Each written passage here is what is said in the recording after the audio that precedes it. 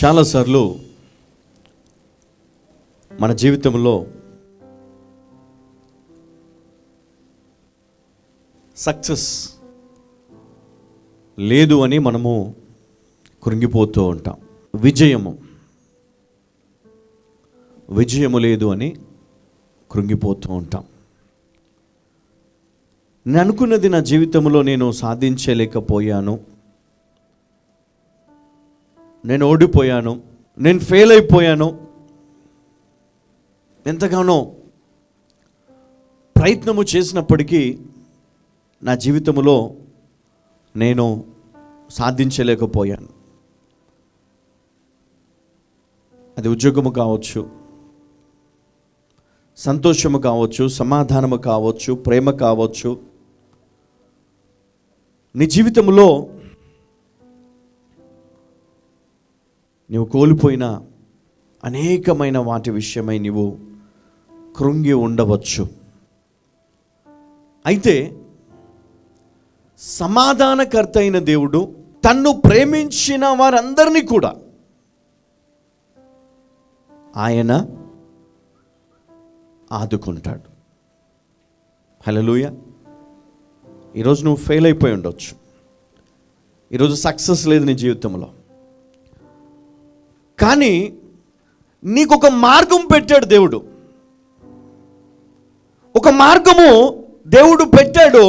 ఒకవేళ నువ్వు ఆ మార్గాన్ని తెలుసుకొని ఆ మార్గము గుండా నువ్వు ప్రయాణము చేసినట్లయితే నీ జీవితంలో నువ్వు కోల్పోయిన సక్సెస్ని నువ్వు పొందుకుంటావు. హల్లెలూయా.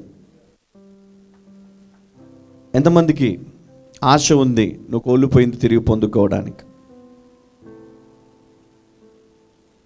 కదా, చాలాసార్లు మనం అనుకుంటాం ఈ సంవత్సరము వచ్చే సంవత్సరం వాగ్దానాలు వస్తూ ఉంటాయి, ప్రాఫెసీస్ ఇస్తూ ఉంటారు, but there is no use. అది నీ జీవితం నెరవేరటం లేదు. ఎందుకో తెలుసా? ఎప్పుడైనా అడిగారు దేవుణ్ణి, దేవ ఎందుకు మరి ఇది నా జీవితం నెరవేరటం లేదు, ఎందుకు నెరవేరలేదు, అసలు నెరవేరుతుందా నెరవేరుదా? అబ్రహాం కూడా ఇదే డౌట్ వచ్చి ఉండొచ్చు. దేవుడు అన్నాడు, ఇసుక రేణువులే నీ సంతానం నేను చేస్తాను అన్నాడు. ఎక్కడ కనబడిందా అమ్మా? వాగ్దానము ఇచ్చిన దేవుడు నమ్మదగిన వాడని వాక్యము చెబుతుంది, గ్రంథాలు బోధించాయి. ఆయనకు తెలుసు, విశ్వసించాడు, దేవుని ప్రేమించాడు, వాగ్దానం పట్టుకున్నాడు, కానీ జరగలేదు. ఎంతకాలం జరగలేదు? కొన్ని సంవత్సరాలు. నువ్వేమనుకుంటావు? మరి పోయిన సంవత్సరం ఇచ్చిన వాగ్దానం నా జీవితంలో నెరవేరలేదు, అడ్డుపోయిన సంవత్సరం ఇచ్చింది కూడా నెరవేరలేదు, మరి ఎప్పుడు నెరవేరుతుంది నా జీవితంలో? అడిగారు ఎప్పుడైనా దేవుణ్ణి? ఎప్పుడైనా వచ్చిందా ఈ డౌట్ వచ్చిందా? ఆ సంవత్సరం అయిపోగానే ఆ వాగ్దానం పక్కన పడేస్తాం, మళ్ళీ కొత్త వాగ్దానం. ఇది నెరవేరదు. ఉదాహరణకు ఒక సంఘటన చెప్తాను. ఒక వ్యక్తి ఐఏఎస్కి ప్రిపేర్ అవుతున్నాడు. దేనికి ప్రిపేర్ అవుతున్నాడమ్మా? ఐఏఎస్. అయితే ఆ వ్యక్తి ఏమి చేయాలి అంటే, రోజుకి గంట చదివితే సరిపోదు, 2 గంటలు చదువుకుంటే సరిపోదు, రోజంతా బుక్స్ పట్టుకొని కూర్చోవాలా. ఎంత చదివినా ఇంకా ఏదో మిస్ అవుతూనే ఉంటారు. ఎంబీబీఎస్ డాక్టర్ కావాలి, రోజు చదువుతూనే ఉండాలి, కొత్త విషయాలను తెలుసుకుంటూనే ఉండాలి.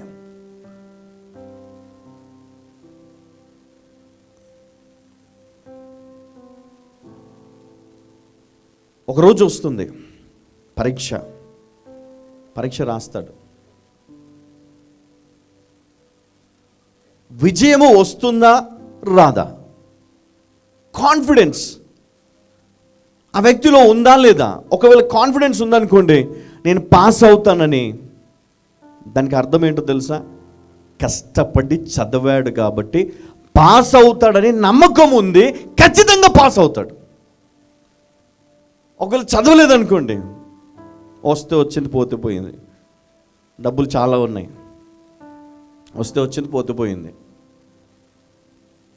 ఏమవుతుందో తెలుసా? ముందే తెలుసు ఆ వ్యక్తికి ఫెయిల్ అయిపోతాడని. రిజల్ట్ వస్తుంది, పాస్ అవుతాడా అమ్మా? పాస్ అవుతాడా? సమస్య లేదు, పాస్ అవడు, ఫెయిల్ అయిపోతాడు. ఎందుకని? సిద్ధపాటు లేదు, సిద్ధపడలేదు,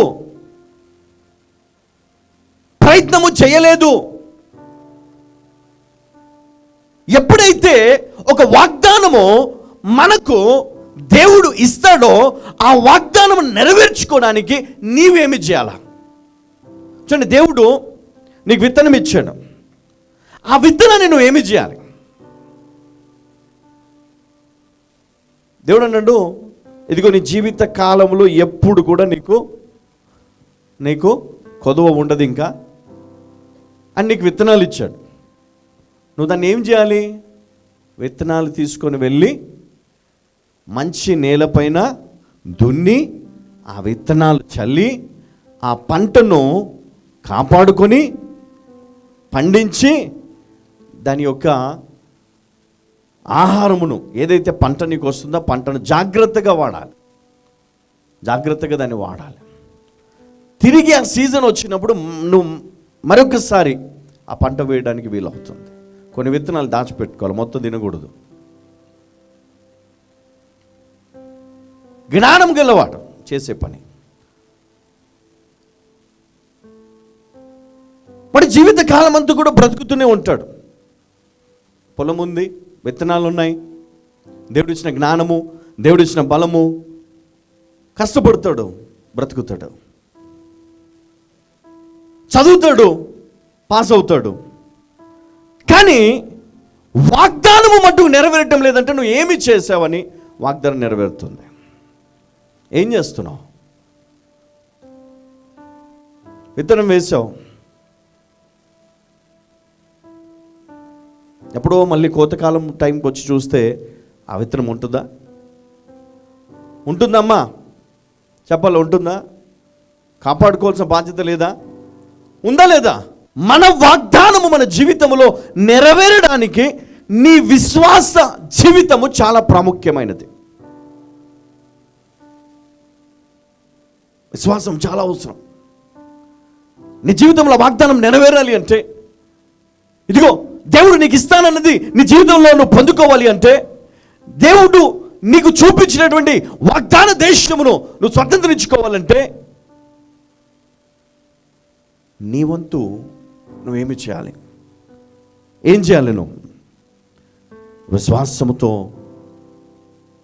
ఆ వాగ్దానము నెరవేరే వరకు నీవు కొన్ని పనులు చేయాలి. చూద్దాము, వాక్యంలోనికి వెళ్దాం. అపోస్తలుడైన పౌలు కొలొస్సీయులకు రాసిన పత్రిక 2వ అధ్యాయము 1 నుండి మనం చదువుకుందాం. పక్కనున్న వాళ్ళతో ఒక మాట చెప్పండి. దేవుడు నీకు ఇచ్చిన వాగ్దానము నెరవేరాలి అంటే,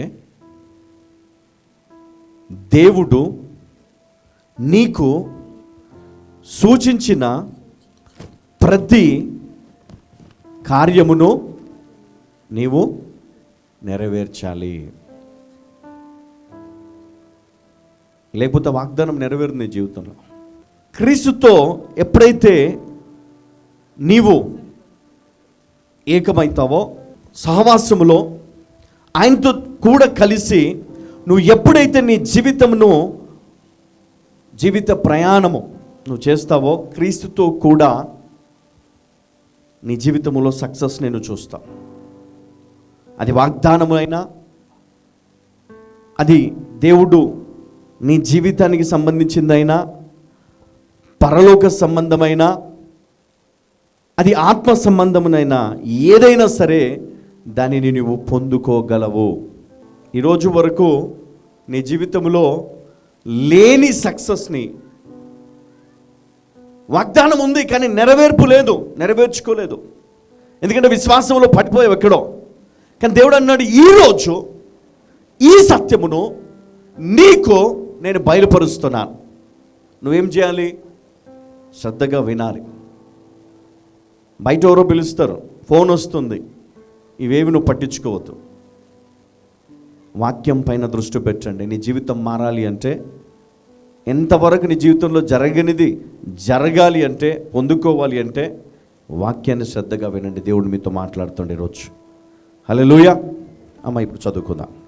మీ కొరకును లవొదికయ వారి కొరకును శరీర రీతిగా నా ముఖము చూడని వారందరి కొరకును నేను ఎంతగా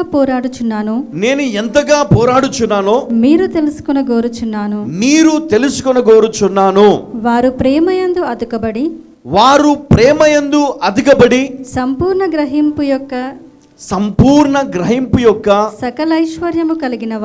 సకలైశ్వర్యములు కలిగిన వారై దేవుని మర్మమై ఉన్న క్రీస్తును స్పష్టముగా తెలుసుకున్న వారై తమ హృదయములలో ఆదరణ పొందవలెనని వారందరి కొరకు పోరాడుచున్నాను. చాలమ్మా. ఇక్కడ అపోస్తలుడైన పౌలు ఏమి తెలియజేస్తున్నాడు? నేను ఎంతగా పోరాడుచున్నానో మీరు తెలుసుకొనగోరుచున్నాను. వారు ప్రేమయందు అదుకబడి, దేంట్లో అంటే ప్రేమయందు, దేవుని ప్రేమయందు అదుకబడి సంపూర్ణ గ్రహింపు యొక్క సకలైశ్వర్యము కలిగిన వారై. సంపూర్ణ గ్రహింపు. చూడండి, ఇక్కడ హాఫ్ నాలెడ్జ్ పనికిరాదు. కొంచెము గ్రహించే జ్ఞానము నీకుంటే అది పనికిరాదు. వాగ్దానము యొక్క సంపూర్ణత నీకు తెలిసి ఉండాలి. దేవుడు ఎందుకు ఈ వాగ్దానం ఇచ్చాడు? ఈ వాగ్దానాన్ని నేను ఎలా కాపాడుకోవాలి, ఎలా నెరవేర్చుకోవాలి, ఈ వాగ్దాన జీవితాన్ని నేను ఎలా సంపూర్ణము చేసుకోవాలి నా జీవితంలో.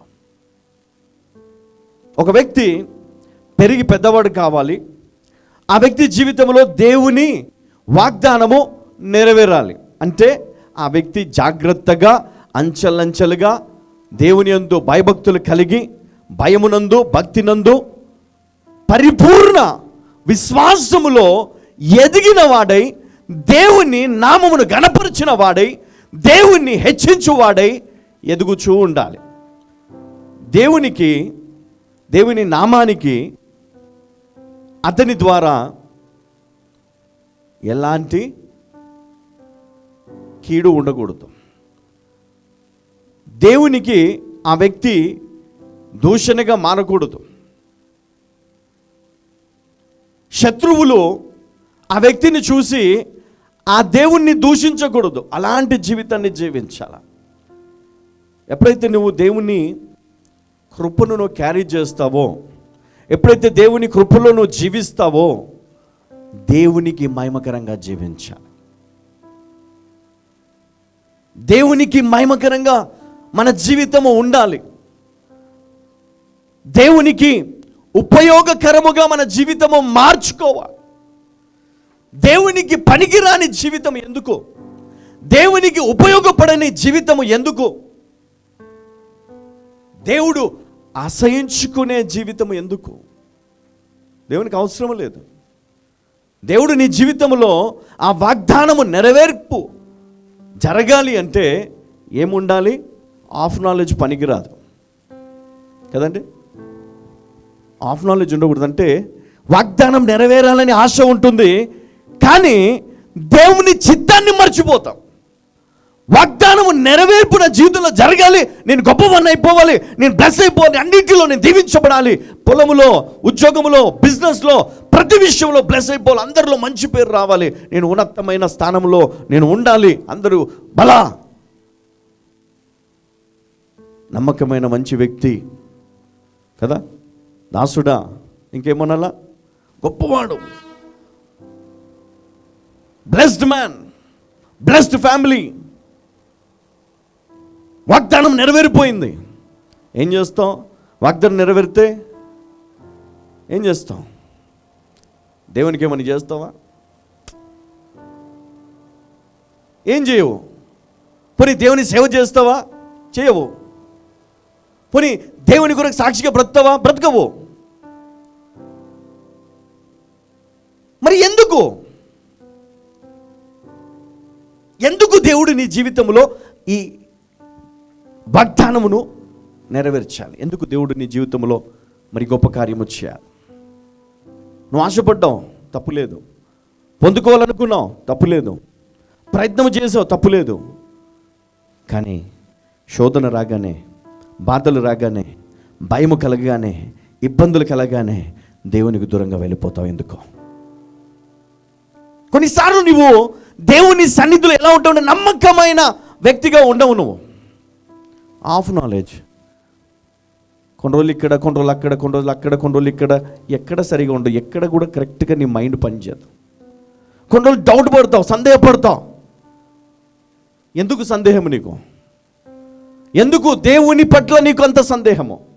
సందేహం ఉండకూడదు. దేవుని ప్రేమిస్తే దేవుని యందు విశ్వాసం ఉంచాలి, దేవుని యందు భయభక్తులు కలిగి ఉండాలి, ఆయన గురించి తెలుసుకోవాలి. ఈ దేవుని గురించి నువ్వు తెలుసుకోవడం చాలా మంచిది. నీ దేవుని గురించి నువ్వు తెలుసుకోవడం చాలా విలువైనటువంటి కార్యమై ఉన్నది. ఎందుకంటే చాలామందికి తెలియదు, ఈ దేవుని గొప్పతనము తెలియదు. దేవుని గురించి ఎంత చెప్పినా మరి అర్థం కాదు. మరి తెలుసుకోవాలి, లోతుగా వెళ్ళాలి. కొన్ని సంగతులు నేను ఇప్పుడు జ్ఞాపకం చేద్దాం అనుకుంటున్నాను. మొదట దేవుని గురించి తెలుసుకోవాలి మనం. హల్లెలూయా. దేవుని ఎంతమంది అడుగుతున్నారు, దేవా ఈరోజు నా కళ్ళు తెరవండి, దేవా ఈరోజు నాతో మాట్లాడండి. దేవునికి మహిమ కలుగును గాక. రైట్. ఆదికాండము 1వ అధ్యాయం 1వ వచనము. ఆది యందు దేవుడు భూమి ఆకాశములను సృజించెను. భూమి ఆకాశములను సృజించెను. ఆది యందు అంటే మానవుడు లేక మునుపు, ఈ సృష్టి లేక మునుపు ఆదిలో ఎవరున్నారు అంటే దేవుడు ఉన్నాడు అని పరిశుద్ధ గ్రంథం తెలియజేస్తుంది. ఆది యందు దేవుడు ఉన్నాడు. నిన్న నేడు నిరంతరము ఆయన ఏకరీతిగా ఉన్నాడు. ఆయన మనలను ప్రేమిస్తాడు. నిర్గమకాండము 3వ అధ్యాయం 14వ వచనం. అందుకు దేవుడు నేను ఉన్నవాడను అనువాడనై ఉన్నాను మోషేతో చెప్పాను అని దేవుడు మోషేతో చెప్పాడు. నేను ఉన్నవాడను అనువాడను. ఇంకొక మాట చూద్దాం. ఆదికాండము 17వ అధ్యాయం 1వ వచనం. అబ్రాము 99 ఏండ్ల వాడైనప్పుడు యెహోవా అతనికి ప్రత్యక్షమై నేను సర్వశక్తిగల దేవుడను నా సన్నిధిలో నడుచుచు నిందారహితుడవై ఉండుము. ఏమంటాడమ్మా? నేను నిజమైన దేవుడను. వృద్ధాప్యంలో మళ్ళొకసారి చదువమ్మా. అబ్రాము 99 ఏండ్ల వాడైనప్పుడు 99 ఏండ్ల వాడైనప్పుడు యెహోవా అతనికి ప్రత్యక్షమై నేను సర్వశక్తిగల దేవుడను. ఏమైనాడమ్మా? ఏమన్నాడు ఇక్కడ? నేను సర్వశక్తిగల దేవుడను నా సన్నిధిలో నడుచుచు నిందారహితుడవై ఉండుము. ఏమన్నాడు? నిందారహితుడు. ఎక్కడ? నా సన్నిధిలో నడుచుచు. నేను సర్వశక్తిమంతుడను. ఆయనను మించిన శక్తి లేదు ఈ లోకంలో. ఆయనను మించిన జ్ఞానము లేదు ఈ లోకములో. ఆయన సన్నిధిలో నిందారహితునిగా నీవు ఉండాలి. ఎప్పుడైతే నువ్వు సంఘానికి వస్తావో, ఎప్పుడైతే నువ్వు సంఘ జీవితాన్ని కొనసాగిస్తావో, నింద లేనివానిగా ఉండాలి. ఎవరు కూడా నీపై నిందలు వేయకూడదు. ఎలా? ఏ పాపము, ఏ శాపము, ఏ దోషము, ఏ లోపము లేని వాడుగా దేవుని సన్నిధిలో జీవించాలి. కానీ మనకు బయట జీవితం ఇష్టము, సంఘ జీవితం ఇష్టము లేదు. సంఘములో ఉండడం ఇష్టము లేదు. సంఘములో శరీరం ఇక్కడ ఉన్న వాక్యము వినడానికి మనకు ఇష్టము ఉండదు. ఎందుకంటే దేవుడు సర్వశక్తిమంతుడని లేఖనము సెలవిస్తుంది. ఆయన ఉన్నవాడు అనువాడనై ఉన్నానని ఆయన జ్ఞాపకము చేస్తున్నాడు. హల్లెలూయా, హల్లెలూయా. అందుకని ఇక్కడ ఏమంటున్నాడు అంటే, ఎలోహిం, ఇది హీబ్రూ పదము. ఎలోహిం ఆదియందు దేవుడు. ఆ దేవుడు నిత్యము మనకు తోడై ఉన్నవాడు, ఉంటాడు. ఆయన ఉద్దేశం ఏంటి?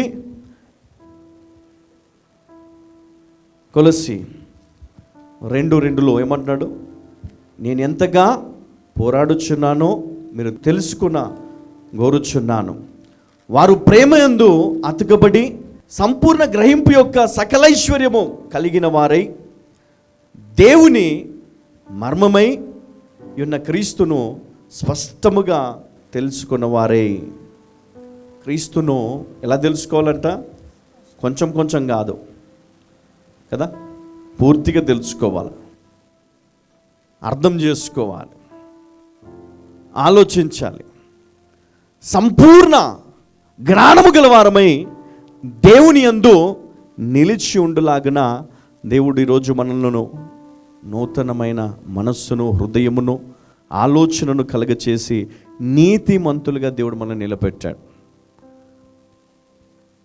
చూడండి, వారు ఎంత కష్టపడితే ఈరోజు మనకు ఈ వాక్యమును దేవుడు మనకు అందించాడు.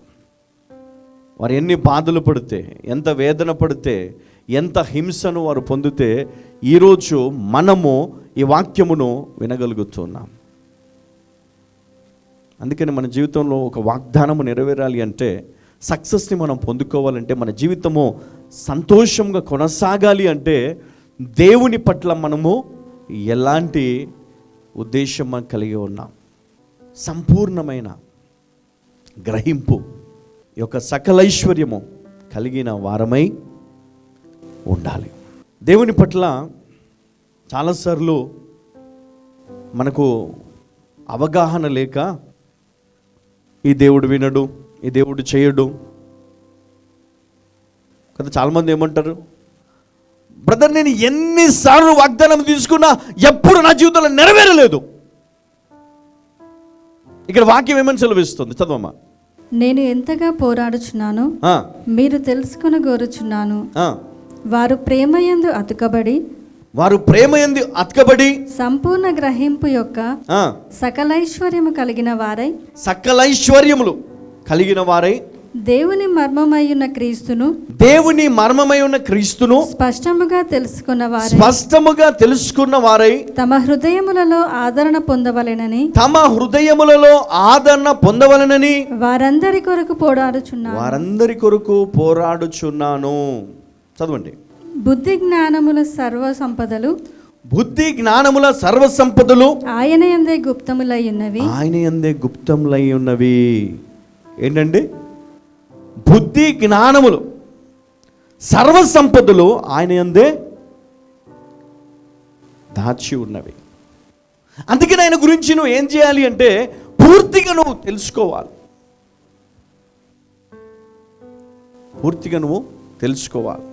ఆయన నీకు సహాయము చేసే దేవుడు, ఆయన నీకు విడుదలనిచ్చే దేవుడు, నిన్ను బలపరిచేవాడు, ఆయన ఐశ్వర్యమునిచ్చే దేవుడు. హల్లెలూయా. అందుకనే మనం చాలాసార్లు దేవుణ్ణి మనము అడిగినా ప్రార్థించినా పొందలేకుండా ఉన్నాం. నెహెమ్యా 9వ అధ్యాయము 20వ వచనం.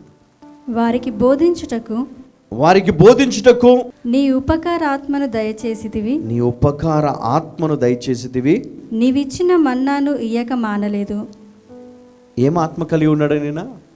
ఉపకారాత్మ అంటే మంచి చేయు ఆత్మ, దేవుని ఆత్మ మంచిది.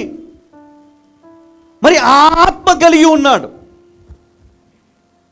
మంచి చేసే వ్యక్తి, మంచి చేసే దేవుడు. ఆయన కీడు చేసేవాడు కాదు, హాని చేసేవాడు కాదు, బాధ పెట్టేవాడు కాదు, మేలు చేసే దేవుడు. ఆయన గురించి మనం తెలుసుకోవాలి. ఆయన మేలు చేసేవాడు. ఆయన యెషయా గ్రంథము 39:8 దేవుని వాక్యము మంచిది అని ఉంటుందండి. చదవమ్మా. అందుకు హిజ్కియా, నీవు తెలియజేసిన యెహోవా ఆజ్ఞ చొప్పున జరుగుట మేలే, నా దినములలో సమాధాన సత్యములు కలుగునుగాక అని యెషయాతో అనెను. చాలండి. ఇక్కడ హిజ్కియా ఒక మాట చెప్తున్నాడు. దేవుడు ఏదైతే బయలుపరిచాడో అది మంచిదే. దేవుని వాక్కు మంచిది, అది నాకు మేలు, అది నాకు కీడు తీసుకొని రాదు. దేవుని వాక్యాన్ని వినడము ద్వారా అది నాకు మేలే, కానీ అది నాకు హానికరము కాదు. దేవుని ఆత్మ మేలు చేసే ఆత్మ, మంచి చేసే ఆత్మ. దేవుని వాక్యము మంచి చేసే వాక్యము, మంచినిచ్చే వాక్యము మంచిది. దేవుడు మంచివాడు, దేవుడు దయాళుడు కదా. దేవుడు దయాళుడు, మంచివాడు, మేలు చేసేవాడు, బలపరిచేవాడు, దీవించేవాడు, ఆశీర్వదించేవాడు, ఐశ్వర్యంనిచ్చేవాడు, జ్ఞానమునిచ్చేవాడు, సహాయము చేసేవాడు, విడిపించేవాడు, నీ శత్రువును నాశనము చేసేవాడు. మరి ఇంత మంచి దేవుడు, ఇన్ని గొప్ప కార్యములు చేయగల దేవుడు మనకు తోడై ఉండగా ఎందుకు మన వాగ్దానము నెరవేర్పు లేదు? ఎందుకు జరగటం లేదు? ఎందుకు నేను నెరవేర్చుకోలేకపోతున్నాను నా జీవితాన్ని? ఎందుకు నేను బాగు చేసుకోలేకపోతున్నాను? ఇక్కడ 3వ వచనములో, కొలస్సీ 2వ అధ్యాయం 3వ వచనములో, బుద్ధి జ్ఞానముల సర్వ సంపదలు ఆయన యందే గుప్తములై ఉన్నవి. బుద్ధి జ్ఞానముల సంపద. మరి దేవుడు వీటిని క్రీస్తు యందు సమకూర్చి ఉంచాడు. మనం ఏం చేయాలి? క్రీస్తుతో కూడా ఏకమై క్రీస్తు యందు ఉండి వాటిని మనం సంపాదించుకోవాలి. హల్లెలూయ. యోహాను సువార్త 15వ అధ్యాయములో ఒక మాట ఉంది. యోహాను సువార్త 15వ అధ్యాయం 5వ వచనము. ద్రాక్షవల్లిని నేను, తీగలు మీరు, ఎవడు నాయందు నిలిచి ఉండునో, నేను ఎవనియందు నిలిచి ఉండునో వాడు బహుగా ఫలిస్తాడు. ఎందుకు? ఆయనలో ఏముందమ్మా? బుద్ధి జ్ఞానముల సర్వ సంపదలు ఆయన యందే గుప్తములై ఉన్నవి. సర్వ సంపదలు. మరి నేను ఎక్కడనో పోయి ప్రయాసపడుతున్నాను, నేను ఎక్కడనో ఉండి నేను దేవుని అడుగుతూ ఉన్నాను, కానీ ప్రయోజనం లేదు. దేవుడు అన్నాడు, ఆయన ఇచ్చినటువంటి వాగ్దానము నీ జీవితంలో నెరవేరుతుంది అన్నాడు. కానీ అబ్రహాము వృద్ధాప్యంలోనికి వచ్చిన తర్వాత ఆ వాగ్దానము నెరవేరింది. అప్పటి వరకు నెరవేరలేదు. ఎందుకు నెరవేరలేదు? తర్వాత ఎందుకు నెరవేరింది? అన్ని సంవత్సరాల తర్వాత, అంతకాలం పట్టింది. మరి నా జీవితం కూడా ఎందుకు ఇంతకాలం పడుతుంది? ఎందుకంటే క్రీస్తులో నేను పూర్తిగా సంపూర్ణతను కలిగి లేను కదా. అంత కొంచెమే తెలుసు నాకు. ప్రార్థన చేయమంటే కొంచెం సేపు చేస్తాం, వాక్యం వినమంటే కొంచెం వింటావు, కొంచెం వినవు. దేవుని ఆరాధించమంటే కొంచెంసేపు చప్పట్లు కొడతావు, కొంచెంసేపు పాట పాడతాం, మధ్యలో ఆపేస్తాం. దిక్కులు చూస్తాం అటు ఇటు, ఎవరిని పట్టించుకో. అంటే నీ మనసు ఎక్కడుంది? దేవుని పైన లేదు.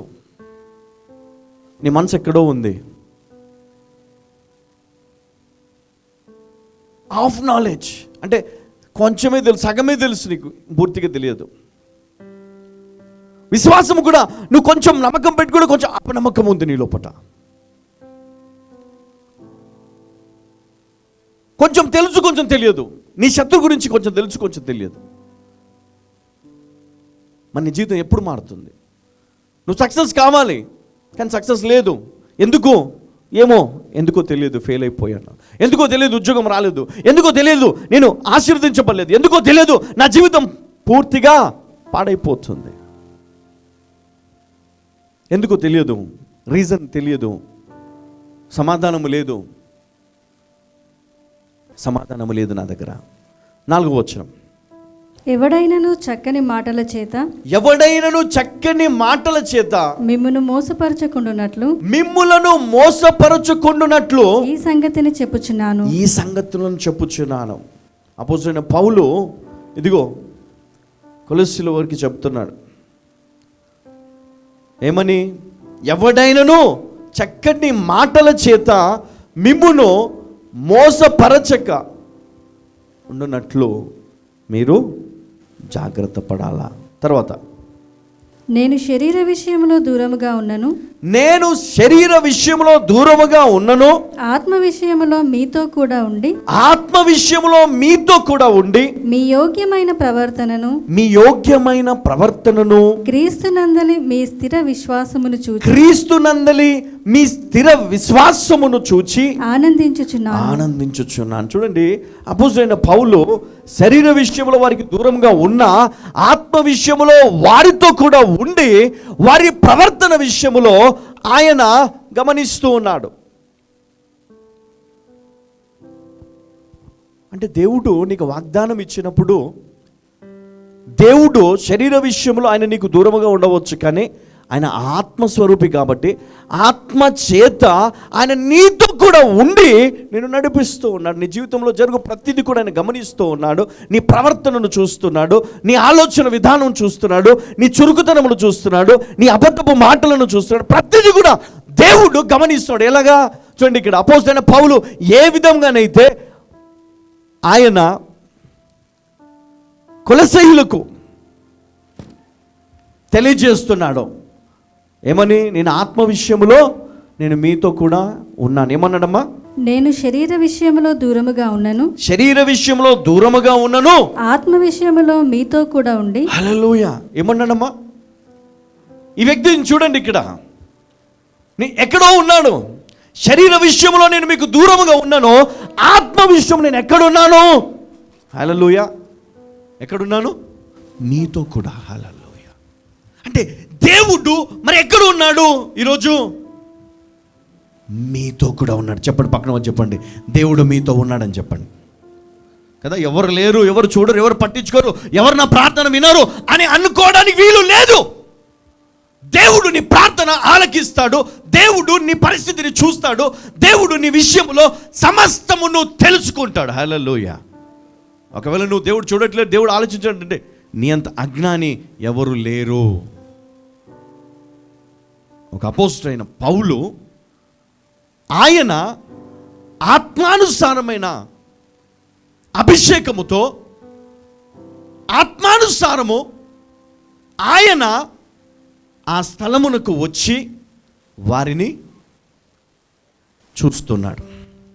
వారి జీవితంలో ఏ విధమైనటువంటి సంగతులు జరుగుచున్నవో వాటిని గమనిస్తున్నాడు. చదవమ్మా. నేను శరీర విషయములో దూరముగా ఉన్నాను, ఆత్మ విషయములో మీతో కూడా ఉండి మీ యోగ్యమైన ప్రవర్తనను క్రీస్తునందు మీ స్థిర విశ్వాసము. హల్లెలూయా. క్రీస్తునందు మీ స్థిర విశ్వాసమును చూచి ఆనందించుచున్నాను. హల్లెలూయా. మరి ఈరోజు మన విశ్వాసం ఏమైపోయిందంటే, నీ విశ్వాసం స్థిరంగా ఉందా? కష్టం వస్తే, బాధ వస్తే, బ్రదర్ మీ ప్రార్థనలో పవర్ తగ్గిపోయింది బారు, మా పాస్టర్ గారు ముందు ప్రార్థన చేస్తే వ్యాధులు పోయే, దయ్యాలు పోయి, అన్నీ పోయి, ఇప్పుడు ప్రార్థన చేస్తే ఏం పోతలేదు. అక్కడ కాదు, ఎక్కడుందంట? నీ లోపటనే ఉంది ప్రాబ్లం. నీ విశ్వాసం సరైనదైతే చూడండి, దేవుడు ఒక మాట ఇస్తే చాలు నువ్వు స్వస్థత పొందుతావు. హల్లెలూయా. నీ విశ్వాసం స్థిరమైనదైతే నీ పరిస్థితి దేవుని వాక్యము చేత మార్చబడుతుంది. హల్లెలూయా. నీ విశ్వాసం స్థిరమైనదైతే. ఒకవేళ నీ విశ్వాసంలో స్థిరత్వము లేదనుకోండి, నీ విశ్వాసములో నిలకడ లేదనుకోండి, ఎన్ని మాటలు దేవుడు పలికినా నీ జీవితంలో మార్పు రాదు. 10 మంది కుష్ఠరోగులు వచ్చారు, 10 మంది ఆయన ఆజ్ఞాపించిన తర్వాత వెళ్ళిపోయారు, కానీ ఒక్కడే వచ్చాడు. ఎందుకు చెప్పండి? విశ్వాసము, స్థిరమైన విశ్వాసం అని చెప్పండి. హల్లెలూయా. మిగతా వాళ్ళు ఏమీ లేదు, స్థిరమైన విశ్వాసం లేదు. చెప్పండి, క్రీస్తులో స్థిరమైన విశ్వాసము. హల్లెలూయా. లేదు మనకు. అందుకనే నీ వాగ్దానము నీ జీవితంలో నెరవేరటము లేదు. ఒకవేళ నీ వాగ్దానం పట్టుకొని నువ్వు నమ్మినట్లయితే, విశ్వసించినట్లయితే అది నీ జీవితంలో ఎందుకు జరగదు? సమస్తము చేసేవాడు దేవుడు, సృష్టికర్త. మరి ఆ దేవుడు నీకు ఇచ్చిన వాగ్దానము నీవు నమ్మితే ఎందుకు జరగలేదు నీ జీవితంలో? అంటే నీ జీవితంలో స్థిరమైన విశ్వాసము లేదు. అపోస్తలుడైన పౌలు చూడండి, ఈ ప్రజలు వారి జీవితంలో ఉన్నటువంటి యోగ్యమైన ప్రవర్తనను క్రీస్తునందలి మీ స్థిర విశ్వాసమును చూచి ఆనందించుచున్నాను. మరి ఈరోజు దేవుడు నీ పట్ల నీ విశ్వాసమును చూసి ఆనందిస్తున్నాడా? సాక్ష్యం చెప్తే 10 మంది చూస్తారేమో సిగ్గుపడి భయపడి కదా. ఈ సంఘానికి పోతే, మా సంఘములు చూస్తే ఏమవుతుందో, ఏమంటారో, స్వస్థత రాలేదు, జీవితం మారలేదు, కుటుంబంలో మార్పు రాలేదు. ఇవన్నీ క్రీస్తులో నీ కొరకు దేవుడు దాచి ఉంచాడు. అందుకనే మీరేమి చేయాలి? 2వ వచనం చదవమ్మా. వారు ప్రేమయందు అతుకబడి సంపూర్ణ గ్రహింపు యొక్క సకలైశ్వర్యము కలిగిన వారై దేవుని మర్మమై ఉన్న క్రీస్తును, చూడండి, దేవుని మర్మమై ఉన్న క్రీస్తును స్పష్టముగా తెలుసుకున్న వారై తమ హృదయములలో ఆదరణ పొందవలెనని. హల్లెలూయా. తమ హృదయములలో ఆదరణ పొందవలెనని. ఎందుకు? క్రీస్తును స్పష్టముగా తెలుసుకున్న వారు, వారి హృదయములో ఏముంటుంది తెలుసా? ఎప్పుడు ఆదరణ ఉంటుంది. ఎందుకు తెలుసా? యేసయ్య ఉన్నాడు కదా. హల్లెలూయా. నా కష్టం వచ్చినా యేసయ్య ఉన్నాడు, నాకు బాధ వచ్చినా యేసయ్య ఉన్నాడు, నాకు బలహీనత వచ్చినా యేసయ్య ఉన్నాడు. స్వస్థపరుస్తాడు, బలపరుస్తాడు, సాయము చేస్తాడు, ధైర్యపరుస్తాడు. వాక్యము చేత నా జీవితాన్ని బాగు చేస్తాడు, నా పాపాన్ని క్షమిస్తాడు, నా జీవితాన్ని మారుస్తాడు. హల్లెలూయా, హల్లెలూయా. మరి ఆ క్రీస్తును నువ్వు తెలుసుకోవాలి. ఎట్లా తెలుసుకోవాలి? పూర్తిగా తెలుసుకోవాలి. ఈయన నన్ను, నా పాపాలను క్షమించగలడు, ఈయనకు అధికారం ఉంది, ఈయన నన్ను బాగు చెయ్యగలడు, ఈయన నన్ను విడిపించగలడు. ఈరోజు నశించిపోతున్న అనేక కుటుంబాలకు నేను చెప్తున్నాను, యేసయ్య నీ కుటుంబాన్ని కాపాడగలడు, యేసయ్య నీ కుటుంబాన్ని నిలబెట్టగలడు, యేసయ్య నిన్ను బాగు చెయ్యగలడు. నువ్వు ఎలాంటి రోగములో ఉన్నా, ఎలాంటి బాధలో ఉన్నా, మరణ పడక మీద ఉన్నా దేవుడు నిన్ను లేపగలడు. హల్లెలూయా. దేవుడు నిన్ను బ్రతికించగలడు, దేవుడు నిన్ను పోషించగలడు, దేవుడు నీ జీవితాన్ని నూతన పరచగలడు. హల్లెలూయా. ఎస్, నూతన పరచగలడు. సంపూర్ణముగా ఆయన గురించి తెలుసుకోవాలా? తండ్రి అయిన దేవుడు తన కుమారుడి విషయంలో మర్మమైనట్లుగా దేవుడు బోధిస్తున్నాడు. తండ్రి స్వరూపమును కలిగినటువంటి క్రీస్తు ఈ లోకానికి వెలుగుగా వచ్చాడు. ఈ జీవితాన్ని మార్చాలి అంటే, చీకటిలో ఉన్న నీ జీవితానికి వెలుగునివ్వాలంటే యేసయ్య తప్ప ఇంకెవ్వరు ఇవ్వలేరండి. అందుకని యేసయ్యని ఏమన్నా తెలుసా? యేసయ్యా, నా జీవితంలోనికి రావయ్యా, నా జీవితంలో ఉన్న చీకటిని తీసివేసి ఇదిగో నీ వెలుగుతో నన్ను నింపు. హల్లెలూయా. ఎప్పుడైతే క్రీస్తుతో నీవు ఐక్యత కలిగి ఉంటావో, ఆయనతో సహవాసము కలిగి ఉంటావో, నీ జీవితంలో ఇక విజయము నీకు ఎంతో దూరము లేదు, ఎంతో దూరము లేదు నీకు విజయము.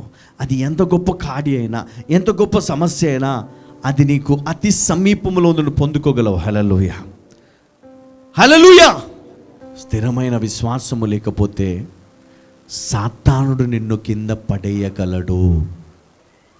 స్థిరమైన విశ్వాసము గనక నీవు కలిగి ఉండకపోతే సాతానుడు నిన్ను ఏం చేస్తాడు తెలుసా? వేదనలకు గురి చేస్తాడు, బాధలకు గురి చేస్తాడు, హింసలకు గురి చేస్తాడు, నిందలకు గురి చేస్తాడు, అప్పులకు గురి చేస్తాడు, సమస్యలకు గురి చేస్తాడు, అనుమానమునకు గురి చేస్తాడు, అవమానములను కలగచేస్తాడు, జీవితాన్ని నాశనం వైపు నడిపిస్తాడు. వాడికి ఇష్టం లేదు, వానికి నచ్చదు. దేవుణ్ణి బిడ్డలు దేవుణ్ణి తెలుసుకుంటే వానికి ఇష్టం ఉండదు. క్రీస్తు నామాన్ని వారు గణపరుస్తూ ఉంటే సాతానునికి ఇష్టం ఉండదు. అందుకే నీవు ఆయన తట్టు తిరగకుండా వాడు నీ తట్టు తిరుగుతున్నాడు. జాగ్రత్త. నీవు దేవుని వైపు తిరగకుండా వాడు నీకు అడ్డుగా నిలబడతాడు, అడ్డు గోడగా నిలబడ్డాడు. అందుకే నువ్వేం చేయాలి? ఏం చేయాలి? క్రీస్తును తెలుసుకో, క్రీస్తును తెలుసుకో. తమ హృదయములలో ఆదరణ పొందవలనని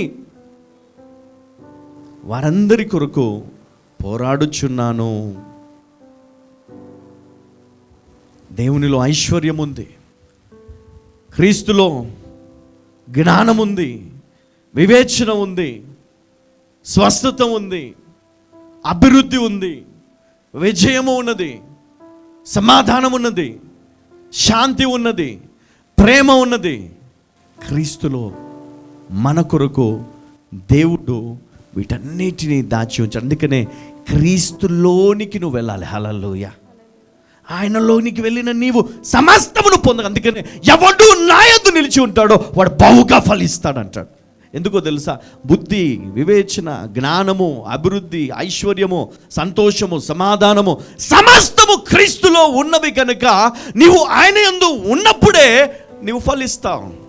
అందుకే నువ్వు ఆయనలో లేవు కాబట్టి, ఆయన గురించి నువ్వు పూర్తిగా తెలుసుకోలేదు కాబట్టి ఆఫ్ నాలెడ్జ్తో నువ్వు ఏం చేస్తున్నావు? నీ వాగ్దానాన్ని నువ్వు పొందుకోలేకపోతున్నావు. ఎస్, దేవుడు నీ పట్ల దేనినైతే చెయ్యాలని, ఇవ్వాలని దేవుడు అనుకున్నాడు, దాన్ని పొందుకోలేకపోతున్నావు.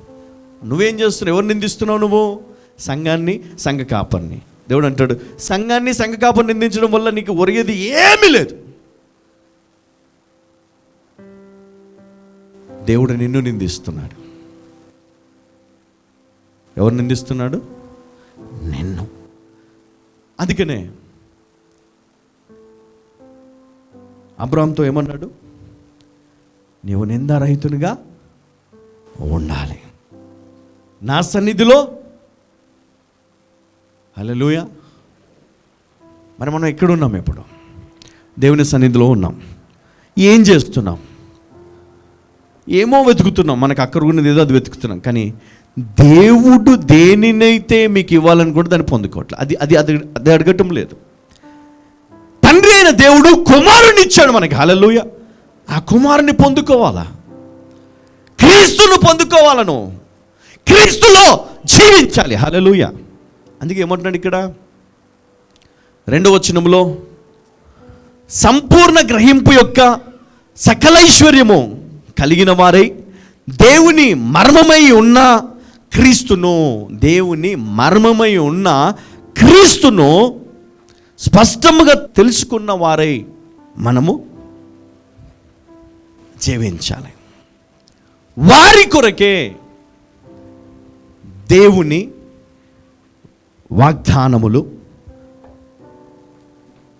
దేవుడు అనుగ్రహించాడు.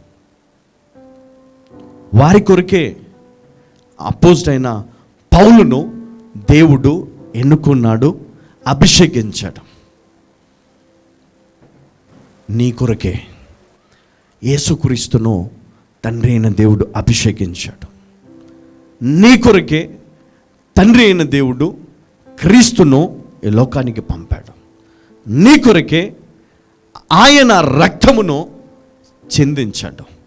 నీ కొరకే ఆయనను ఈ లోకములో ఒక పాపిగా సెలవు వేసి చంపాడు. నీ కొరకే ఆయనను తిరిగి సజీవుని లెక్కల్లో తీసుకొని వచ్చి ఆయన దేవుడు కుడి పాశంలో కూర్చొనబెట్టాడు. ఎవరి కొరకు తెలుసా? నీ కొరకు. నీవు విశ్వాసములో స్థిరముగా ఉండులాగున ఇవన్నీ కూడా తండ్రి అయిన దేవుడు చేశాడు. నీ విశ్వాసం లేదనుకోండి, దేవుడు నీకు ఎంత ఇచ్చినా, ఎంత గొప్ప వాగ్దానం ఇచ్చినా అది నిరర్థకమే, అది నెరవేరదు. చూడండి, నీ వేరు ఎప్పుడైతే లోతుగా ఉంటుందో, చూడండి, ఒక చెట్టు, ఈ చెట్టు ఉందండి, ఈ చెట్టు ఈ తొట్టిలో కరెక్ట్గా నిలబడాలి అంటే మరి దాని వేరు లోతుగా వెళ్ళాలి, దానికి సపోర్ట్ కావాలి, అప్పుడే ఆ చెట్టు నిలబడుతుంది. లేదనుకోండి గాలికి పడిపోతుంది, లేదా ఎండిపోతుంది, పనికి రాకుండా పోతుంది. పనికిరాని తీగలను ఆయన ఏం చేస్తాడు? నరికి పారవేస్తాడు, అగ్నిలో వేస్తాడు. పనికొచ్చే తీగగా పెరగాలను. పనికొచ్చే తీగ ఎప్పుడు కూడా ఎలా ఉంటుంది తెలుసా? స్థిరముగా ఉంటుంది, ఫలిస్తుంది. నువ్వు అలా ఉండాలి. క్రీస్తు అంజురపు చెట్టు దగ్గరికి వెళ్ళి ఆ చెట్టులో మరి చూసినప్పుడు అక్కడ ఫలము లేనందున ఆ చెట్టును ఆయనకు శపించాడు. ఎప్పుడైతే ఆయన శపించాడో వారు తిరిగి ఆ మార్గము గుండా వచ్చేటప్పుడు శిష్యులు గమనించారు, అయ్యా నీవు వెళ్ళేటప్పుడు శపించినటువంటి చెట్టు ఇదిగో వేర్లతో కూడా ఎండిపోయినది, పూర్తిగా ఎండిపోయింది. పనికి రాదు కాబట్టి నువ్వు పనికొచ్చేవానిగా ఉంటావా? పనికొచ్చే వ్యక్తిగా ఉంటావా? దేవునికి పనికి రాని వ్యక్తిగా ఉంటావా? ఆయన వస్తాడు నీ జీవితంలోనికి, ఒకసారి వస్తాడు, నీ హృదయం అనే తలుపును తట్టుతాడు. ఇదిగో నీలోనికి నేను రావాలనుకుంటున్నాను. లేదయ్యా తర్వాత రా, వచ్చే వారం రా, వచ్చే సంవత్సరం రా, ఈ సంవత్సరం నేను ఇంకా కొంచెం ఆనందించాలి, ఇంకా కొంచెం నేను బాగుపడాలి, ఆ తర్వాత రా. ఎందుకంటే దేవుడు కావాలి అంటే చక్కటి జీవితాన్ని జీవించాలి, బుద్ధి జ్ఞానములు కలిగి ప్రవర్తించాలి, ఏది మంచో ఏది చెడో తెలుసుకోవాలి, విశ్వాసపూరితమైన జీవితాన్ని జీవించాలి, దేవుని యందు భయభక్తులు కలిగి జీవించాలి. మరి ఇవేవి మనం జీవించము కూడా. పరిశుద్ధమైన జీవితం కావాలి దేవునికి. అప్పుడు నీవు దేనిని అడుగుతే అది దేవునికి ఇస్తాడు. ఈరోజు నువ్వు కృంగిపోతున్నావు, నా భర్త మారలేదు, ఈరోజు కృంగిపోతున్నావు, నా జీవితం మారలేదు, నాకున్న కష్టం పోలేదు, కానీ దేవుడు వాటిని తీసేసి నీ జీవితాన్ని బాగు చేయగలడు. హల్లెలూయా. దేవుడు వాటి నుండి నిన్ను తప్పించి నీ జీవితాన్ని నూతనపరిచి నిన్ను ఆశీర్వదించగలడు. నువ్వు కృంగిపోతుండొచ్చు, ఒంటరి దానవై ఇంట్లో ఏడుస్తుండవచ్చు, నాకు ఎవరు లేరు, ఉన్న ప్రయోజనం లేదు, ఏం చేయాలా? దేవుని అడగలను, దేవుడు నాకు సహాయం చేయి. దేవుని మర్మమై ఉన్న క్రీస్తును స్పష్టముగా తెలుసుకున్న వారే స్పష్టంగా ఆయన గురించి తెలుసుకోవాలా, గ్రహించాలా. ఆయన నాకు సహాయం చేయగలడు, నన్ను విడిపించగలడు, నన్ను ఆశీర్వదించగలడు, ఆయన నా పాపాలను క్షమించాడు, ఆయన నా జీవితం నూతనపరిచాడు, ఇంకా ఏమి కావాలి నాకు? విశ్వాసములు ఎదిగితే చాలు. ఎల్లప్పుడూ విశ్వాసముతో దేవుణ్ణి మనం అడగాల. ఎల్లప్పుడూ విశ్వాసము లేని వారముగా ఉంటే అది పనికిరాని తీగతో సమానము. విశ్వాసమనే తీగను నీవు కలిగి ఉన్నావు ఈరోజు నీ జీవితంలో. అది స్థిరముగా దృఢముగా ఉన్నంత కాలము నీకు ఎలాంటి లోటు ఉండదు. హల్లెలూయా. తర్వాత వచనం చదవమ్మా. బుద్ధి జ్ఞానముల సర్వ సంపదలు ఆ, ఆయన యందే గుప్తములై ఉన్నవి. ఆ, ఎవడైనను చక్కని మాటల చేత ఆ. మిమ్మును మోసపరచకుండునట్లు మిమ్ములను మోసపరచకుండానట్లు. ఈ సంగతిని చెప్పుచున్నాను. చూడండి, ఎవరు చక్కని మాటలు చెప్పేవారు? ఎవరు? ఎవరికి సాదృశ్యము? సాతానుకు సాదృశ్యం. అవ్వను ఎలా చక్కటి మాటలతో తన వైపు తిప్పుకున్నాడో జాగ్రత్త. అలాంటి మాటలకు మోసపోవద్దు. అలాంటి మాటలకు మోసపోవద్దు. యవ్వన బిడ్డలు జాగ్రత్త. యవ్వన జీవితాలు వారికి అర్థము కాని జీవితాలు, అప్పుడప్పుడు ఎదిగే జీవితాలు. కాబట్టి జాగ్రత్త. ప్రతి విషయంలోనూ దేవుని పైన ఆధారపడాలి. ప్రతి విషయంలోనూ దేవుని అడగాలి, ప్రార్థించాలి. తొందరపాటు నిర్ణయాలు తీసుకోకూడదు. చదవమ్మా. నేను శరీర విషయంలో దూరముగా ఉన్నాను, ఆ, ఆత్మ విషయంలో మీతో కూడా ఉండి ఆ. మీ యోగ్యమైన ప్రవర్తనను క్రీస్తునందలి మీ స్థిర విశ్వాసమును చూచి ఆనందించుచున్నాను.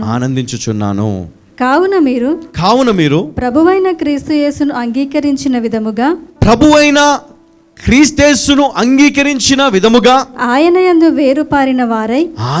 వేరు పారిన వారై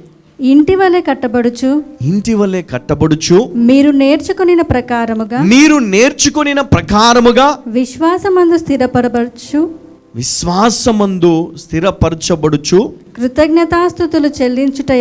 కృతజ్ఞతాస్తుతులు చెల్లించుటయందు విస్తరించుచు ఆయన యందు ఉండి నడుచుకొనుడి. చూడండి, ఇక్కడ కొన్ని చక్కటి మార్గాలను, దేవుని యొక్క ఉద్దేశాలను అపోజిట్ పౌలు కొలసీలకు రాస్తూ తెలియజేస్తూ ఉన్నాడు. వేరు పారిన వారై క్రీస్తునందు ఉండి వేరు పారిన వారై ఇంటి వలె కట్టబడుచు మీరు నేర్చుకున్న ప్రకారముగా విశ్వాసమందు స్థిరపడుచు. మీరు నేర్చుకున్న ప్రకారముగా ఏ వాక్యమునైతే మీరు వింటూ, ఏ సత్యమునైతే మీరు నేర్చుకుంటున్నారో వాటి యందు మీరు ఎలా ఉండాలి? స్థిరపడాలి. విశ్వాసమునందు స్థిరముగా ఉండాలి. ఒక ఇంటి వలె, ఒక ఇల్లు మనం కట్టుకుంటాం. ఎలా కట్టుకుంటాం? చాలా కష్టపడి ఇల్లు కట్టేటప్పుడు దాని పునాదిని చాలా దృఢంగా ఏర్పరచుకుంటాం. ఆ పునాది పైన ఇల్లుని నిర్మిస్తాం. ఆ ఇంటిని ఎలా నిర్మిస్తామంటే, గాలి వచ్చినా వరదలు వచ్చినా దేనికి పాడు కాకుండా చాలా జాగ్రత్తగా గట్టిగా నిర్మించుకుంటాం. మరి అదేవిధంగా నీవు కూడా నీ జీవితాన్ని క్రీస్తు నందు వేరు పారిన వారై ఒక చెట్టు వలె స్థిరముగా నిలబడాలి. ఒక ఇంటి వలె స్థిరమైన దృఢమైన కట్టడము వలె మనము నిలబడాల. దేవుని యందు నీ జీవితాన్ని కట్టుకోవాలి. ఆయనలో నీ జీవితాన్ని కట్టుకోవాలి. విశ్వాసములో స్థిరత్వమును సంపాదించుకోవాలి. ఎల్లప్పుడూ దేవుని ఆరాధిస్తూ ఉండాలి, దేవుని మహింపరుస్తూ ఉండాలి. అవును, నా దేవుడు నాకు తోడుగా ఉన్నాడు. ఎస్ లార్డ్, నీవు నాకు తోడై ఉన్నావు ప్రభా. అవును, ఈరోజు ఫోన్ కాల్ వచ్చింది, ఇదిగో నీ సహోదరుడు లేదా నీ వారు ఎవరో సీరియస్గా ఉన్నారు, చనిపోతారు, నువ్వు ధైర్యంగా ఉండి నువ్వు చెప్పాలా, నజరేయుడైన యేసు నామములో ఇదిగో ఆ వ్యక్తి మరణము నొందడు, బ్రతుకుతాడు నేను పలకాల యేసు నామములో. అవును, ఆ రోగం ఏమి చేయదు, ఆ వ్యాధి ఏమి చేయదు, బ్రతుకుతాడని పలకాల విశ్వాసములో ఉండి. హల్లెలూయా, హల్లెలూయా. అప్పుడు నజరేయుడైన యేసు నీ యందు ఉండి ఆ వ్యక్తిని స్వస్థపరచగలడు. హల్లెలూయా. ఎంతమంది ఇలా ప్రార్థన చేస్తున్నారు? ఎలా చేస్తున్నారు? అయ్యా నన్ను స్వస్థపరచు, నా వారిని స్వస్థపరచు, కానీ నా శత్రువు మట్టుకు బతకకూడదు. వెంటిలేటర్లో ఉన్నాడంట. అయ్యా బ్రతకకూడదు అయ్యా, ఎట్లాగైనా చచ్చిపోవాలా కదా. ఇలాంటి ప్రార్థనలు పనిచేయవు తెలుసా, ఇలాంటి ప్రార్థనలు పనిచేయవు. ఎందుకంటే నీ వేరు క్రీస్తులో ఉన్నంత కాలము నీవు పలకాల్సింది ఏంటో తెలుసా? దీవెన, ఆశీర్వాదము. అవునా? పలుకుతే జీవం పలుకు, అంతకుమించి ఇంకేం పలకొద్దు. సాధ్యమైతే ఆశీర్వదించు, శుభం పలుకు, కానీ అశుభం పలకొద్దు. సాధ్యమైతే జీవమే పలుకు నీ నోటి నుండి. నీ శత్రువు అయినా సరే వారిని ఏం చేయాలి? ఏమన్నాడమ్మా అపోస్తలుడైన పౌలు? మొట్టమొదటి ఒక మాట చెప్పాడు ఈ సంఘానికి. ఏమని చెప్పాడు? మీ కొరకును లవోదికయ వారి కొరకును శరీర రీతిగా నా ముఖము చూడని వారందరి కొరకు, అందరి కొరకును నేను ఎంతగా పోరాడుచున్నాను మీరు తెలుసుకొనగోరుచున్నాను. వారు ప్రేమయందు అతకబడి, ఏమన్నాడు? మొట్టమొదటిగా ఏమన్నాడు? వారు ప్రేమయందు అతకబడి. కదా, ఎన్ని వరాలు ఉన్నా, ఎంత గొప్పవాడివైనా, ఎన్ని సంపాదించుకున్నా ప్రేమ లేని వాడవైతే వ్యర్థుడవే అన్నాడు. వ్యర్థుడు దేవునికి అవసరమా అండి? చెప్పండి, వ్యర్థులు దేవునికి అవసరమా? నీలో ప్రేమ ఉందా లేదా ఆలోచించుకోవాలి. ఇలాంటి ప్రార్థనలు ఇక ఉండవండి. హల్లెలూయా. ఎందుకంటే దేవుడు వారిని మార్చుతాడు కానీ వారిని నాశనము చేయడు. అవునా? నీ దేవుడు ప్రేమగల దేవుడు. చెప్పండి, నా దేవుడు ప్రేమగల దేవుడు, క్షమించే దేవుడు. నా వాగ్దానమును నెరవేర్చుకోవడానికి దేవుడు నాకు ఇచ్చినటువంటి శ్రేష్టమైన జీవితాన్ని నేను పాడు చేసుకోను. నేనేం చేసుకోవాలి? నా జీవితాన్ని దేవుడు నాకు ఇచ్చాడు. ఈ జీవితాన్ని నేనేం చేయాలి? దీన్ని బాగు చేసుకోవాలి. విశ్వాసము ద్వారా క్రీస్తునందు స్థిరమైన విశ్వాసముతో వేరుపారి స్థిరముగా ఇంటి వలె నేను నిలబడాలి. దేవునికి అసాధ్యమైనది ఏదైనా ఉందా? ఉందమ్మా? దేవునికి అసాధ్యమైనది ఏదైనా ఉందా? కదా, నాకు అసాధ్యమైనది ఉండవచ్చు, మీకు అసాధ్యమైనది ఉండవచ్చు, కానీ దేవునికి అసాధ్యమైనది ఏదియూ లేదు. అందుకే మనం పాట పాడతాం కదా, అసాధ్యమైనది లేనే లేదు, అసాధ్యమైనది లేనే లేదు. మరి ఆయన నీ యందు ఉన్నప్పుడు నీకు అసాధ్యమైనది ఏదైనా ఉంటుందా? చెప్పాలా అమ్మా? నీవు ఆయన యందు ఉంటే అప్పుడు నీకు అసాధ్యమైనది ఏదైనా ఉంటుందా? హల్లెలూయా. 25వ దావీదు కీర్తన 6వ వచనం. యెహోవా నీ కరుణాతిశయములను, యెహోవా నీ కరుణాతిశయములను జ్ఞాపకము చేసుకొనుము, జ్ఞాపకము చేసుకొనుము. నీ కృపాతిశయములను జ్ఞాపకము చేసుకొనుము, నీ కృపాతిశయములను జ్ఞాపకము చేసుకొనుము. అవి పూర్వము నుండి ఉన్నవే కదా, అవి పూర్వము నుండి ఉన్నవే కదా. చూడండి, దేవుని కనికరము, దేవుని కృప అది ఇప్పుడు మొదలైంది కాదు. అది ఎప్పటి నుంచి ఉన్నది అంటే పూర్వము నుండే. హల్లెలూయా. దేవుడు తన కనికరాన్ని పూర్వం నుండి చూపుచున్నాడు. అంటే దేవుడు తన ప్రజల పట్ల కనికరమును, కృపను ఆయన కనపరిచే దేవుడు. ఎప్పటి నుంచి అండి? పూర్వము నుండే ప్రజల పైన ఆయనకంతా ప్రేమ. అందుకనే వారిని కనికరిస్తున్నాడు, ఆయన వారిని ప్రేమిస్తున్నాడు. అందుకే వారిపైన ఆయన కృపను చూపుతున్నాడు. కాబట్టి కృపగల దేవుడు మనకు తోడై ఉండగా మనము ఎందుకు భయపడాలి? అమ్మా, ఎప్పటి నుంచి ఉంది ఆయన కృప, ఆయన కనికరము? పూర్వం నుండే ఉన్నది. కానీ నువ్వేమంటావు? అయ్యా నాకు ఇప్పుడు కావాలా? ఇప్పటి నుంచి కాదు, దేవుడు ఎప్పటి నుంచో కనికరము చూపుతూ ఉన్నాడు ప్రజల పైన. మరి ఆ కనికరమును నీవు నీ జీవితంలో ఏం చేయాలి? పొందుకోవాలి. ఎప్పుడు పొందుకుంటావు? నీవు క్రీస్తులో ఉన్నప్పుడు, క్రీస్తు పైన ఆధారపడ్డప్పుడు, క్రీస్తును మహిమపరిచినప్పుడు ఆ కృప నిన్ను ఆవరిస్తుంది.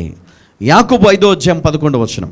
సహించిన వారిని ధన్యులను కొనుచున్నాము కదా, మీరు యోబు యొక్క సహనమును గూర్చి వింటిరి.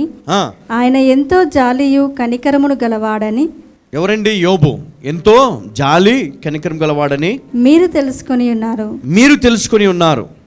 హెబ్రీ 2వ అధ్యాయము 17వ వచనము.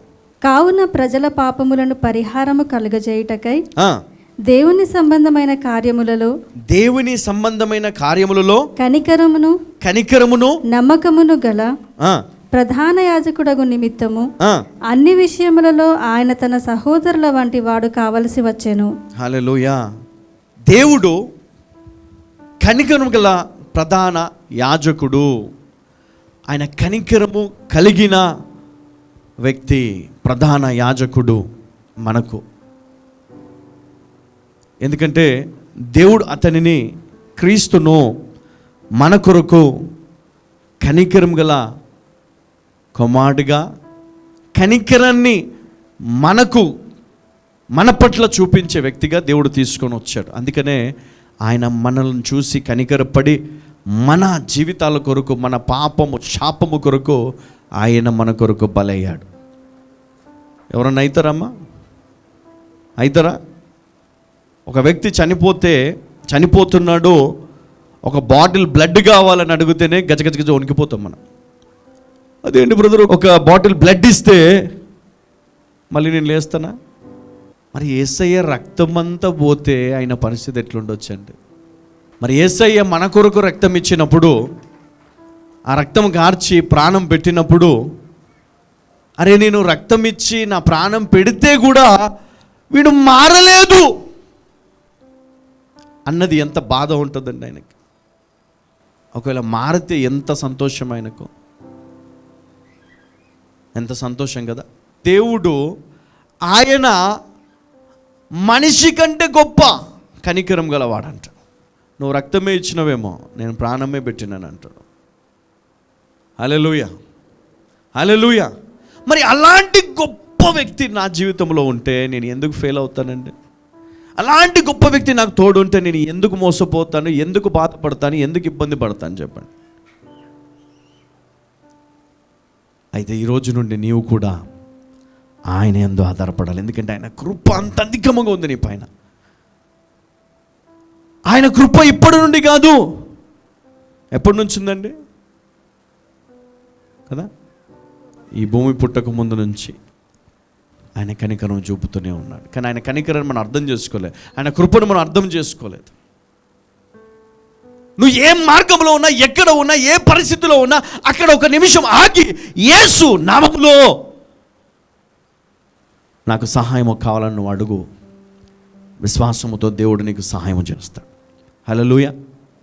దేవుడు నేను చెప్పించాడు, ఆయన నిన్ను ప్రేమిస్తున్నాడు, ఆయన నిన్ను కనికరిస్తున్నాడు, ఆయన నిన్ను ఓదారుస్తాడు, నిన్ను దీవిస్తాడు, ఆశీర్వదిస్తాడు.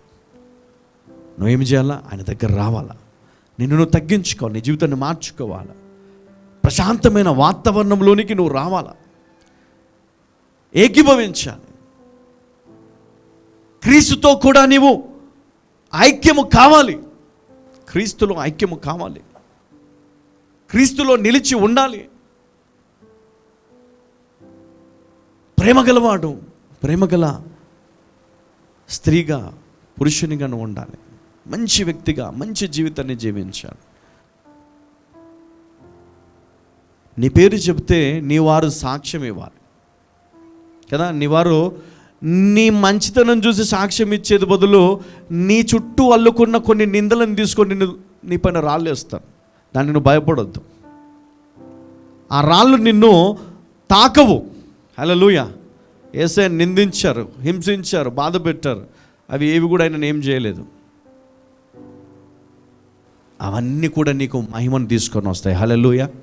ఈరోజు నిన్ను నిందించిన వారే రేపు నిన్ను చూసి సిగ్గుపడతారు. హల్లెలూయా. ఈరోజు నిన్ను బాధ పెట్టిన వారే రేపు నిన్ను చూసి వారు ఏం చేస్తారు తెలుసా? చేతులు కట్టుకొని కూర్చుంటారు, ఏమి చేయాలో తెలియక. దేవునికి తెలుసు నువ్వు ఎంత మంచిదానవో, దేవునికి తెలుసు. దేవునికి తెలుసు నువ్వు ఎంత మంచి వ్యక్తివో, దేవునికి తెలుసు. నీ హృదయం ఎలాంటిదో తెలుసు, నువ్వు ఎలాంటి స్వభావము కలిగిన వాడవో తెలుసు. ఎందుకంటే ఇక్కడ అపోజిట్ పౌలు ఏమంటున్నాడు, ఇక్కడ 2వ అధ్యాయం 2వ వచనంలో ఒక మాట చెప్తున్నాడు ఇక్కడ. ఏమంటున్నాడంటే, వారు ప్రేమయందు అతుకబడి సంపూర్ణ గ్రహింపు యొక్క సకలైశ్వర్యము కలిగిన వారై దేవుని మర్మమై ఉన్న క్రీస్తును స్పష్టముగా తెలుసుకున్న వారై తమ హృదయములో ఆదరణ పొందవలనని వారందరి కొరకు పోరాడుచున్నాను. తర్వాత 4వ వచనంలో, ఎవడైనను చక్కని మాటల చేత మిమ్మును మోసపరచకుండునట్లు ఈ సంగతిని చెప్పుచున్నాను. తర్వాత, నేను శరీర విషయంలో దూరముగా ఉన్నను, ఆత్మ విషయంలో మీతో కూడా ఉండి మీ యోగ్యమైన ప్రవర్తనను, చూడండి, మీ యోగ్యమైన ప్రవర్తనను క్రీస్తునందలి మీ స్థిర విశ్వాసమును చూచి, క్రీస్తునందలి మీ స్థిర విశ్వాసమును చూచి ఆనందించుచున్నాను. హల్లెలూయా. మరి దేవుడు కూడా మిమ్ములను చూస్తున్నాడు. ఎందుకంటే మీ విశ్వాసమును చూసి, మీ యోగ్యమైన ప్రవర్తనను చూసి ఆయన ఆనందించుచున్నాడు. చూడండి, పౌలు ఆనందించుచున్నప్పుడు పౌలు ఎందున్నటువంటి క్రీస్తు ఆనందించడా? చెప్పాలా? హల్లెలూయా. ఎన్ని నిందలు ఉన్నాయి, ఎంత వేదన ఉంది, ఎన్ని బాధలు ఉన్నాయి, అయినా వాటన్నిటిని పక్కన పెట్టేశాడు. ఆ ప్రజలు దేవుని ఆరాధించడం మొదలుపెట్టాడు. హల్లెలూయా. దేవా యేసు, నీవు నాకు కావాలయ్యా, నువ్వు నాకు కావాలి. ఈ లోకములో ఏది శాశ్వతము కాదు. ఎవరు నన్ను ప్రేమించరు, ఎవరు నన్ను అర్థం చేసుకోరు, ఎవరు నన్ను నమ్మరు. అనుమానాలు ఎక్కువ కదా. అనుమానం, వీడు దొంగేమో, వీడు పాపం చేస్తున్నాడేమో. దేవుడు నమ్మితే చాలు, మనుషుడు నమ్మకపోతే ఒరిగేదేమీ లేదు. చెప్పండి, దేవుడు నన్ను నమ్మితే చాలు. నా భర్త నమ్మకపోయినా, నా భార్య నమ్మకపోయినా, నా అత్తమామలు నమ్మకపోయినా, నా తల్లిదండ్రులు నమ్మకపోయినా, నా స్నేహితులు నమ్మకపోయినా, ఈ లోకము నన్ను నమ్మకపోయినా నా యేసే నన్ను నమ్ముతాడు. హల్లెలూయా. నా యేసు నన్ను నమ్ముతాడు. నీ ఆశీర్వాదాన్ని చూస్తేనే వాళ్ళకి అర్థం కావాలా. హల్లెలూయా, హల్లెలూయా. చెప్పండి, రానున్న దినాల్లో నేను ఆశీర్వదించబడబోతున్నాను. రానున్న దినాల్లో నేను జ్ఞానవంతునిగా బ్రతకబోతున్నాను. విలువైన దాననుగా, విలువైన వ్యక్తిగా నేను జీవించబోతున్నాను. క్రీస్తుతో కూడా జీవించబోతున్నాను. క్రీస్తునందు నేను, నా యందు క్రీస్తు నిలిచి జీవించబోతున్నాము. ఫలించబోతున్నాను, అభివృద్ధి పొందబోతున్నాను. హల్లెలూయా. ఎవరైతే మాట నాతో చెప్తున్నారో, మీరు ఈ రోజు నుండి మీ జీవితంలో ఫలించడం మొదలు పెట్టబోతున్నారు. హల్లెలూయా. నమ్మిన ప్రతి వారు ఈ వాగ్దానము మీ జీవితంలో నెరవేర్పును మీరు చూస్తారు. హల్లెలూయా. అందుకనే వాగ్దానము నెరవేరాలి అంటే వాక్యంలో స్థిరంగా ఉండాలి. వాక్యంలో స్థిరంగా ఉండడం అంటే క్రీస్తులో స్థిరముగా ఉండడము, క్రీస్తునందు విశ్వాసము స్థిరముగా ఉండడము, క్రీస్తులో వేరుపారడం అనగా నీ విశ్వాసము చేత క్రీస్తునందు నిలిచి ఉండడము. అది నీ ఫలభరితమైన జీవితానికి ఆశీర్వాదము. హల్లెలూయా, హల్లెలూయా. 6:7. కావున మీరు ప్రభువైన క్రీస్తు యేసును అంగీకరించిన విధముగా ఆయన యందు వేరుపారిన వారై. ఏమన్నాడు? కావున మీరు ప్రభువైన క్రీస్తేసును అంగీకరించిన విధముగా ఆయన యందు వేరు పారిన వారై ఇంటి వలె కట్టబడుచు మీరు నేర్చుకొనిన ప్రకారముగా విశ్వాసమందు స్థిరపరచబడుచు. హల్లెలూయా. ఎందుకు వాక్యం వినాలి? నేర్చుకోవడానికి. ఎందుకు నేర్చుకోవాలి?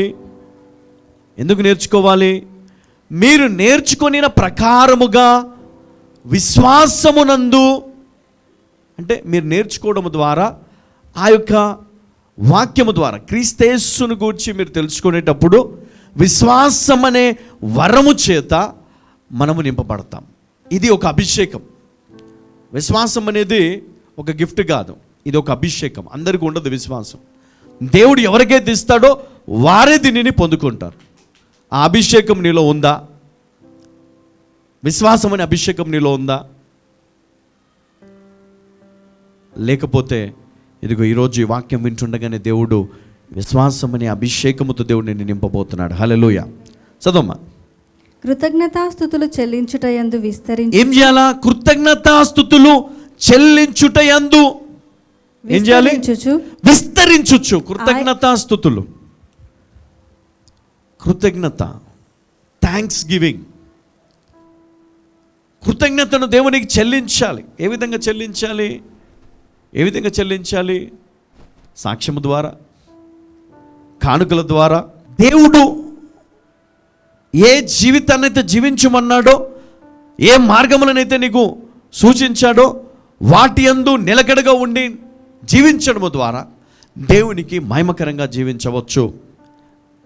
అందుకనే కృతజ్ఞతాస్తుతులలో నీవు విస్తరించి, తర్వాత ఆయన యందుండి నడుచుకొనుడి. ఆయన యందుండి నడుచుకొనుడి. ఎల్లప్పుడూ పాటలతో ఆయనను కీర్తించాలా, దేవుని ఆరాధించాలి, దేవుని మహిమపరచాలి. నీ కుటుంబం అంతా కలిసి పాటలు పాడుతుంటే ఎలాంటి అభిషేకమునైనా దేవుడు నీకు పైన కుమ్మరించగలడు. ఎలాంటి సమస్యనైనా నీకు దూరపరచగలడు. నీ కుటుంబంతో కలిసి నువ్వు ప్రార్థించినప్పుడు దేవుడు నీ సమస్యను తొలగించగలడు. నీ శాపమును నీ జీవితం నుంచి తీసివేయగలడు. నిన్ను అభివృద్ధి చేయగలడు. నిన్ను ఘనపరచగలడు. కుటుంబంతో కలిసి ఎప్పుడన్నా నువ్వు సంఘానికి వచ్చావా? నీ భార్య, భర్త, పిల్లలందరూ కలిసి వచ్చారు ఎప్పుడన్నా? వచ్చి ముందు వరుసలు కూర్చొని, అయ్యా నా కొరకు, నా భార్య కొరకు, నా పిల్లల కొరకు ప్రార్థన చేయమని అడిగావా? ఒకవేళ వారు రాని పక్షంలో వారి నిమిత్తం ప్రార్థన చేయించావా? లేదు. రావాలా, కూర్చోవాలా, వెళ్ళిపోవాలా? పోనీ నువ్వు ప్రార్థన చేస్తున్నావా? లేదు. ఎందుకు? ఏదో పని ఉంది, అర్జెంట్ అర్జెంట్ అర్జెంట్.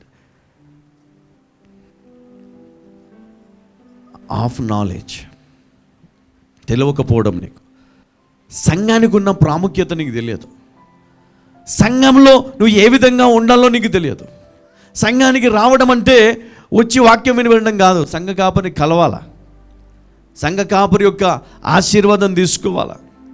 దేవుని నామములో ప్రార్థిస్తారు. నీ కొరకు, నీ కుటుంబం కొరకు, నీ ఉద్యోగం కొరకు, నీ బిడ్డల కొరకు, నీ కలిగిన సమస్తం కొరకు ప్రార్థన కావాలా, దీవించబడాలా. ఆ దీవెనలతో వెళ్ళాలా. ఏదో వచ్చేసి ప్రార్థన చేసుకుని వెళ్ళిపోవడం కాదు, ఏదో వాక్యం విని వెళ్ళిపోవడం కాదు. దేవుని అడగాల, అయ్యా ఇదిగో నీ సన్నిధికి వచ్చాను ప్రభా, ప్రార్థిస్తున్నాను, వాక్యం వింటున్నాను, వాక్యము చేత నా జీవితాన్ని మార్చావు ప్రభా, నన్ను క్షమించు అయ్యా. హృదయము మార్చుకొని ముందుకు వచ్చి ఇదిగో దేవుని దగ్గర, అయ్యా నన్ను దీవించు ప్రభా.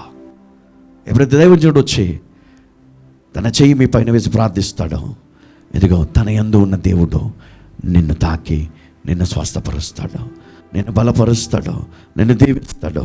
నీకున్నటువంటి కాడలన్నిటి నుంచి నీకు విడుదలనిస్తాడు. మనుషుడు కాదు, దేవుడు. హల్లెలూయా. దేవుడిని అడగాల మనం. దేవుడిని, దేవా ఇంకా నేనేమి చేయాలా, ఇంకా నేనేమి ఇవ్వాలా దేవా, నేనేమి ఇవ్వగలను? దేవునికి నువ్వు ఏది ఇచ్చినా, నువ్వు ఎంత కష్టంలో ఇస్తున్నావు దేవునికి తెలియదా? దేవునికి నువ్వు ఎంత కష్టంలో ఉండి నువ్వు ఇస్తున్నావు తెలియదా? నీకు వచ్చే జీతం 10,000, 15,000, 20,000. నీ ఖర్చులు దానికంటే ఎక్కువ. అందులోంచి నువ్వు తీసుకొని వస్తున్నావు చూడు, అదే దేవునికి విలువైన కానుక. అదే దేవునికి విలువైన కానుక. నీకు వచ్చే కొంచెంలోనే నువ్వు టీవీ స్పాన్సర్ చేస్తున్నావు, ఫుడ్ స్పాన్సర్ చేస్తున్నావు, నీకు వచ్చిన కొంచెంలో కానుక కూడా ఇస్తున్నావు. ఎంత మంచి హృదయం అనేది, ఎంత గొప్ప హృదయం అనేది. అందుకే అంటాడు దేవుడు, నీ జీవితంలో ఇక ఎన్నడూ నీవు కరువులో ఉండవు. ఇక దేవుడు నిన్ను విస్తరింపు చేయబోతున్నాడు. హల్లెలూయా. గట్టిగా చప్పలు కొడదాం. దేవుడు నిన్ను ఫలింప చేయబోతున్నాడు. దేవుడు నిన్ను ఆశీర్వదించి నిన్ను ఉన్నతమైన దీవెనలతో దేవుడు నిన్ను నింపబోతున్నాడు. హల్లెలూయా, హల్లెలూయా.